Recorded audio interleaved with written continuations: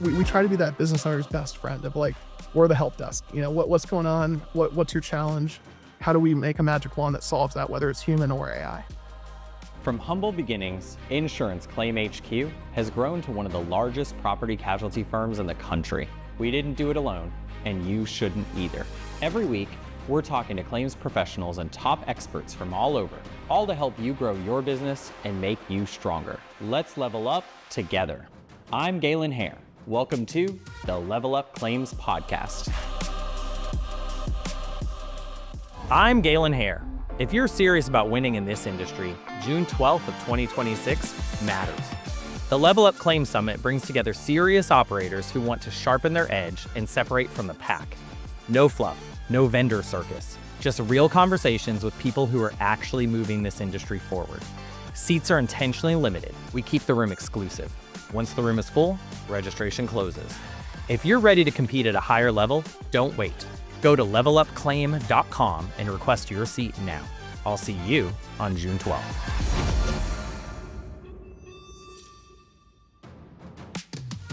Many companies in claims, contracting, insurance, and legal operate under tight deadlines and high stakes. What if AI could help you work smarter, not just faster, in a way that supports your team instead of replacing it? That's where today's guest, James Lang of OverLang Venture Partners, comes in. With decades of executive experience scaling businesses, and now with cutting-edge AI tuned for real-world professional services, James helps firms adopt AI safely, securely, and effectively. Let's dive in and learn how AI can expand your operations without sacrificing what makes your business human. James, thank you so much for joining us. Yeah, thank you for having me. This is going to be fun. Yeah, I'm looking forward to it. But before we kind of jump into overlaying AI, all that stuff, I almost always like to cover our guest's background. And yours is kind of unique. We could kind of do the normal stuff, talk about how you built a med tech company, how you exited, how you decided AI was for you. But your story is so much different because of what happened to you. So why don't you tell us what happened? Yeah. So for me, there's kind of a parallel story, right? There's the entrepreneur's journey, building a career. For me, it was going freelancer, then in-house at an agency, and then that agency being bought out by a med tech company, and then ending up running that med tech company. So just a lot of weird journey to where I ended up, and then exiting, and now at Overlang. But parallel to all of that is this weird, unique health thing where basically I was born in a military hospital in Guam, and they did not have the resources to deal with a preemie. So basically, they tried to medevac me a tripler, which is about a 12-hour plane ride from Guam.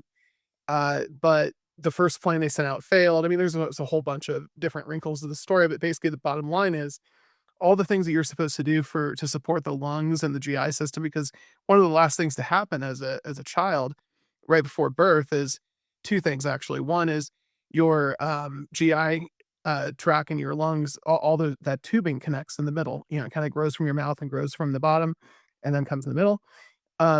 So if you're born prematurely, you kind of got this, didn't quite make it. Yeah. So they had to go and repair that, which again, none of this is like incredibly abnormal by itself, but the twist of having it at a hospital that couldn't handle it, and then combining that with your lungs are rock hard in those last moments before you're born, because obviously you're not breathing in the womb. So there's surfactant that they give premature babies that still have that hard tissue in the lungs to kind of like quick start that process. But you need to have it within a certain period of time. I missed the window for that.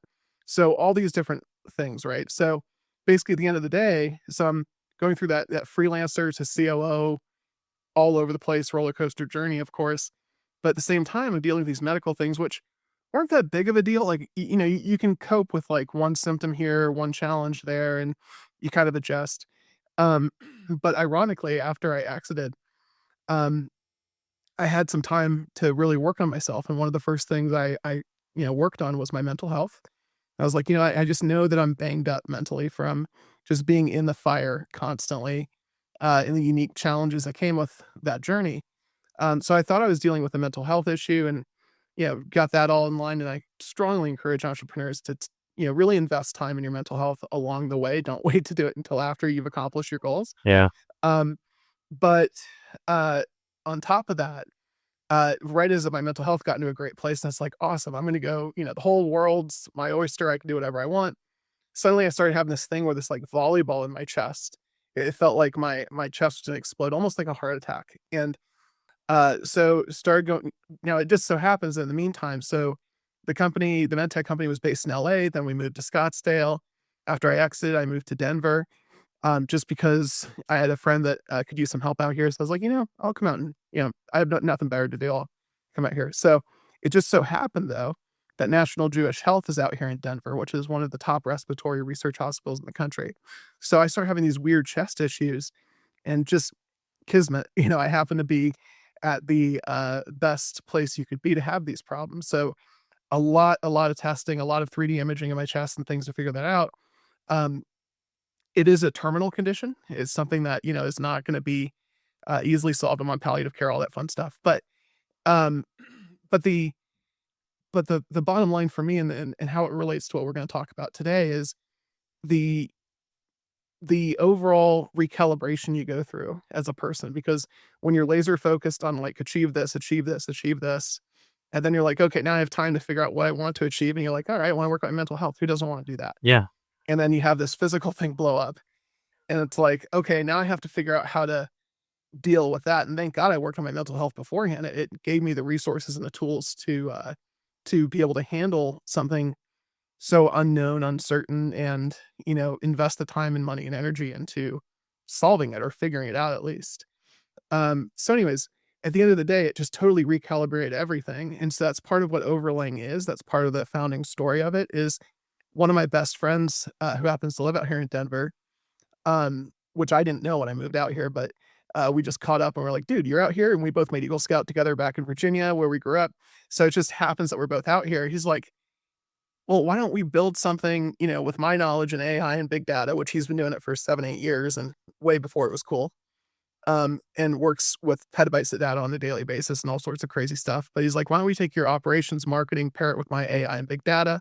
But at the same time, let's take the pressure off and not make it where this has to succeed in 6 months.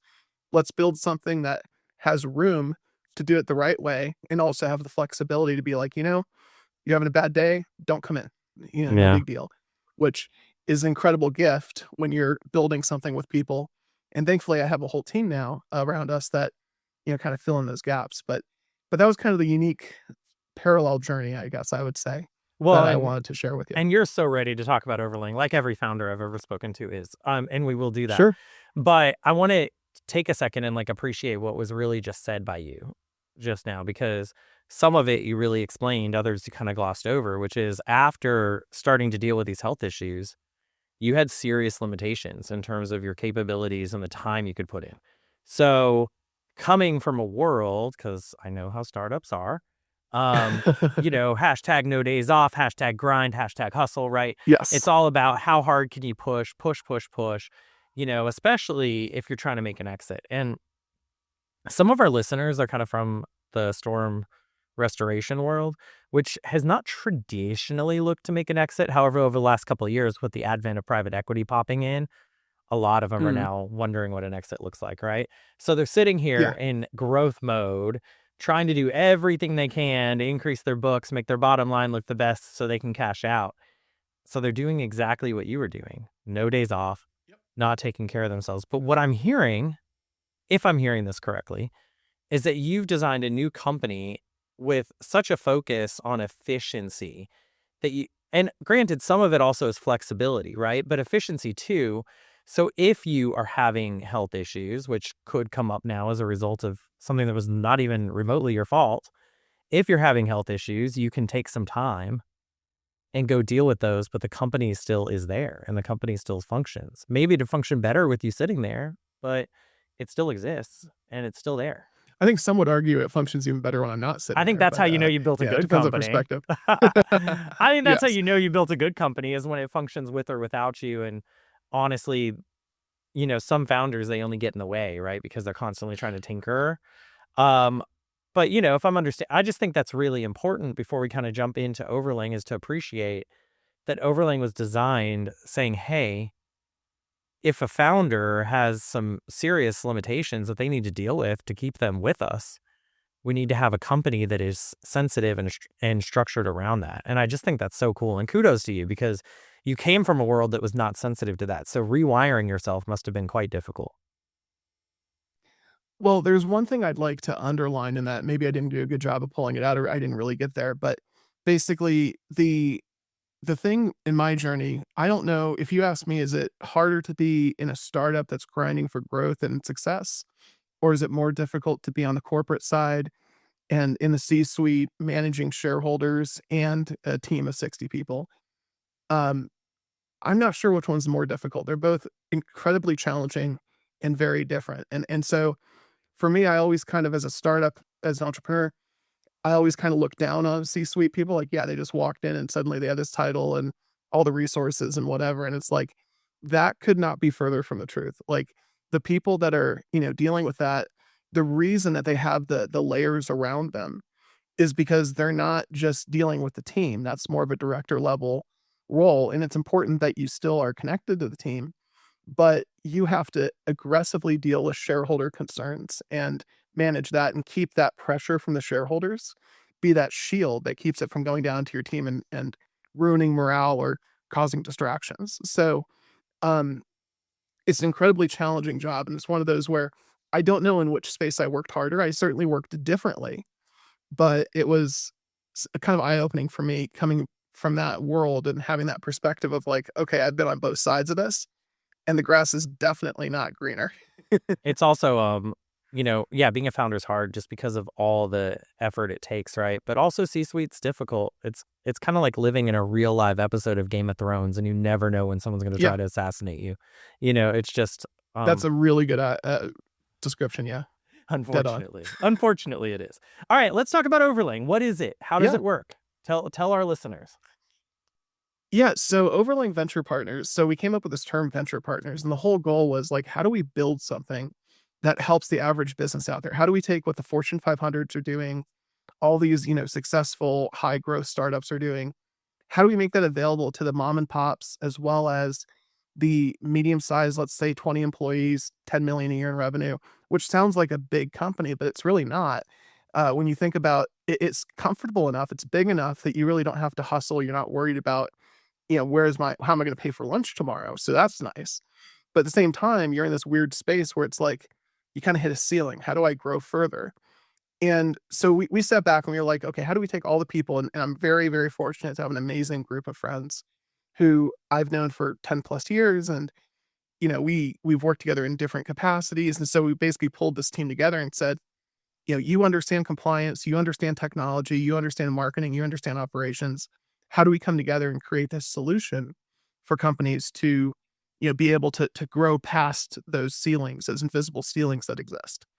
And the amazing thing that came out of that was we uh the first thing we did was we were like, well, let's take the marketing funnel that we know works really well, which is you go in and you have a landing page and then you have them take a quiz so that you can identify and learn more about your prospect.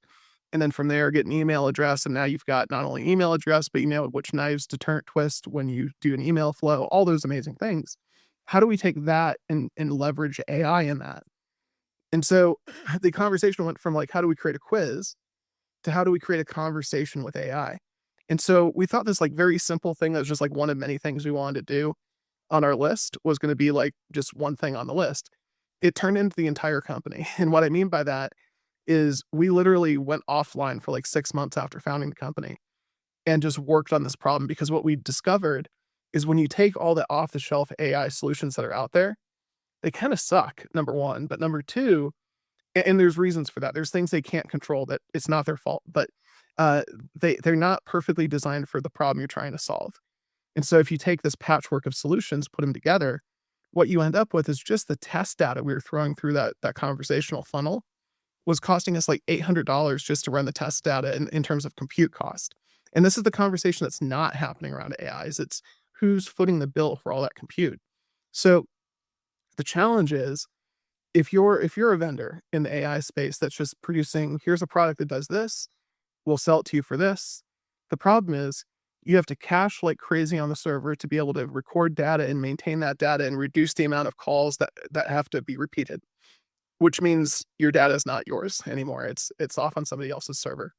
And maybe they're good people and they'll never do anything with it, but we know how that goes. So there's the challenge of who owns your data.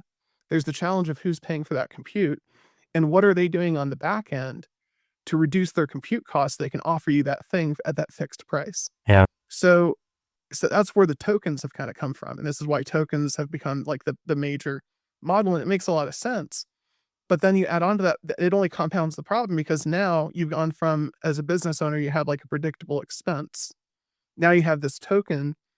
You don't really know what a token's worth. You have no control. It's a black market. You can't see behind the scenes and understand, how much you're being upcharged, or maybe not. Maybe it's a good deal. But you just don't know. So what we did was we were like, well, we don't want to guide people towards that world. We'd rather offer an alternative that makes a lot more sense. So we used our relationship with Amazon. We used our relationships with a lot of the different people in the space and said, how do we create something that's private that is kind of this walled garden that companies can build for themselves in AWS, a cloud environment, but they own the entire thing. So no matter where the data goes, as long as they're not doing an API call to somebody else, which you have to do sometimes, but the majority of what you're doing, because you own it, you can connect all of your data islands, which gives your Gmail, your docs, your computer files, your Slack messages, all these different things, all these data islands. If you connect all of those things, when you ask it a question, you're going to get answers back that make a lot of sense based on the context of your organization in a way that you can't do if you're trusting somebody else to, handle all your data. You don't want to give them access to all of that. So you have to have a closed system. But the other piece is talking about exits. What do you do as a business owner when you're in your twilight years, you're ready to shift? I mean, we're seeing one of the biggest transitions of wealth right now on our VC side. What we're seeing is this massive number of older people who are just like, you know what? Fuck AI. I don't want to deal with this. I've been Yeah. through enough roller coasters. I've been through enough challenges. Went through the Great Recession, survived. I don't need this. So I'm gonna go enjoy my twilight years now and or just do something else entirely. And so there's this massive shift of wealth happening right now where all these businesses in the small and medium-sized space are being passed down generationally. And AI has caused that. Or the disruptive nature of AI has caused that. So again, you're selling your business to your kid. Well, if you're selling your business to your kid, you're not that worried about AI because you weren't involved in AI to begin with. But now your kid's got a problem because now they're going to have to modernize this company that you built and they're going to have to use AI, but are they going to use somebody else's tools? And when the time comes for them to retire, for them to exit, what will they actually own? How much of their business are they renting through all these AI platforms? Where they're building in someone else's sandbox, where if you have your own sandbox and you own it, when you go to exit, you have something that, with us, we do a lifetime transferable license to the technology we use. So when you exit, you can transfer all of your tech with it, which dramatically increases the value of your company because you're not just a plumber. Now you're a plumber who has this incredibly advanced system that organizes so many things for you and makes all of your people, especially in the admin side, 10 times more valuable. So that became our focus. We didn't mean to become an AI company. That wasn't our goal. But we've really honed in on like, okay, this is our thing. We know how to do this really well. Nobody else is talking about it, at least in the context of the things I mentioned. So how do we get this out there to more companies? And it's incredibly affordable compared to sending off all your stuff and paying for tokens and paying for API calls to everything else, especially as we look at the open AIs of the world getting ready to go bankrupt unless they can raise more money. They're going to have to raise rates. And so you need control over what tools you're using because if you don't, you're just you're beholden to the landlords of the AI world. That makes sense. So is it largely for our listeners, is it largely like a question and answer platform, or is it a platform that is agentic? Talk to us a little bit about what it Yeah. actually does. If I get signed up with you, what kind of functionality do I expect to have? So here's what it looks like. So if somebody works with us, we have clients in the medical space, the legal space, and the 3PL space. Those seem to be the three that we've really penetrated. And What we do is we build a system based on the company. So the first step is we're going to take a 360-degree view. Yeah, we're going to sit down with the founder. We're going to talk about why you're successful. What are the things that make your business unique? All the things that matter. And then we're going to talk to your team members who will be using the AI and understand what their day-to-day looks like, and also reassure them that just because your business is bringing on AI doesn't mean we're trying to replace you. In fact, we're trying to make you more valuable so that you're harder to replace. And, hopefully you get even more help because, employees become so valuable. Why wouldn't you hire more? So the focus is maintaining your top players and building a system that makes sense based on that complete view from a compliance standpoint, financial standpoint, legal standpoint, all the things that these, I call them butthole AI consultants, these people just slinging AI solutions out there. They were experts in Bitcoin last week and real estate the week before that. They don't know anything. They just know how to sell. And when you have a problem with this solution that was poorly implemented, it's going to cause friction and problems. So what we're focused on is first getting to know the company. And so we view ourselves almost like an outsourced CTO in a way. And that's how we price ourselves. So just to give you an idea, like a lot of people are like, well, how much is cheap and how much is expensive? And, what does it really cost? And Fair. those are valid questions. Generally what we look at is if it's just like you want us to solve one thing for you, that's a $2,000 bill. That's kind of our entry level. Like, let's find some very specific, very limited in scope that we can solve for you and we can build trust together. Cause again, we're about building relationships. That's 2 grand, which is literally not our bread and butter, of course. But then as we grow from there, the goal is to, if you're like, look, I don't need you to do just one thing. I need you to do a bunch of things. AIs keep me up at night, help me solve this, but I'm not ready to commit to like something long term. Okay, well, 6 months, we do a 6 month starter pack, and that's around 5,000 a month for 6 months. Just as a general ballpark. There's things that can adjust the cost once we get under the hood and understand what's going on. Yeah. But our goal is to take the tech stack that exists in your company right now, get rid of all these duplicate subscriptions you're paying for that are probably overpriced and outdated, and let's modernize your infrastructure so it's running off of something that's running at cost for your AI. Um, or for your AI side of things. And then the last piece is, these broader relationships we have where we're literally the outsourced CTO. That's between 9 and 15,000 a month, and those are much longer term contracts. But it's all based on what fits, what makes sense, and how do we build that relationship? Because we're not in the business of forcing people to do business with us. If after 6 months you go, these guys suck, and maybe we do. I don't know. Nobody's told us that so far, but we'll find out. So, maybe we suck and you want to get rid of us. Cool, fine, no big deal. Here's all the logins. Here's everything you need. We'll do a handoff so that you still have everything. We're not going to manage it for you, but you can bring somebody else in to manage it. You can have your IT guy try. At least we've built it for you, number Yeah. one. But number two, if you do have a problem, there's somebody you can call and go, hey, our guy can't figure this out, which will definitely happen because AI is moving so quickly and there's so many components to it. But if that happens, you have somebody you can call and we're not going to be like, haha, you called. So, now we can charge you $50,000. No, it's, we're looking to build a good reputation in the space. Can you give us any examples of like a client, we don't need to know the names of the client, obviously, Sure. but like a problem where you came up with a solution where you like improved efficiency, reduced workload, or enhanced Mhm. accuracy? Yeah. So for our legal clients, that's the easiest to explain. So law firms, especially personal injury firms, they have to deal with a ton of inbound phone calls. If I was just in an accident, I just saw your Google ad, I called you. Well, okay. Do you have an accident or an injury claim that we handle here at our office? Do you have an injury or accident that occurred in a place where we are licensed to represent you? And then thirdly, do we have the ability to represent you, or are we already representing the big trucking company that hit you? Yeah. These are things that you have to know. And it generally takes 30 to 45 minutes for somebody at the office to stay on the phone and talk to somebody who's upset in an accident to get that information. So we use AI for that. So what we do is we allow AI to play the investigator. So whether it's a phone call or a chat on the website, which is probably most of the traffic, believe it or not, that chat conversation, we can start to probe and get answers around that. And we can understand and we can have the AI do this check, that 3-step check of like, are you in the right place? Did you have the right kind of accident? And are we representing someone else involved in your claim? And if it kind of passes that basic check, Now that 10-15 minute conversation that just happened becomes a brief that goes to the law firm. So they have a full understanding of everything that was discussed in the call. But on top of that, it schedules your call with a real person. So before you ever talk to a real person, you've already passed that kind of basic check and you're already scheduled to talk to them. And they have a brief. So that conversation becomes much shorter once a person gets on the phone.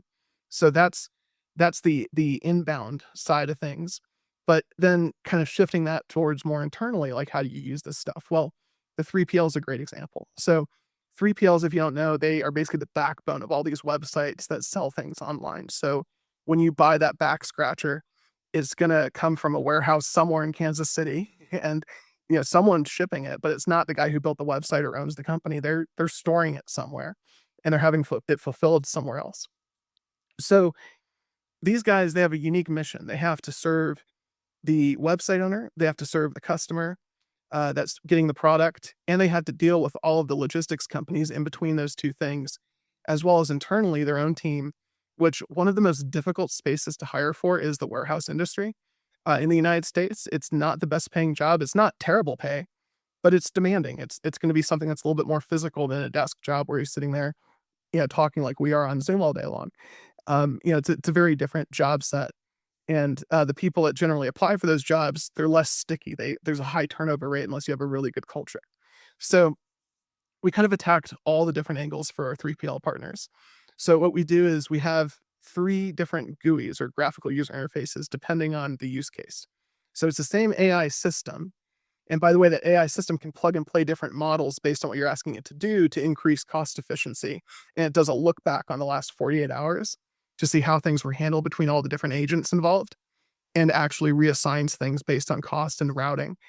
So it's very automated in terms of just constantly cranking down costs. So like a bad day for us is where it's like, holy shit, I just got an email that says we just spent $80 on AWS yesterday for this project. That's a bad day.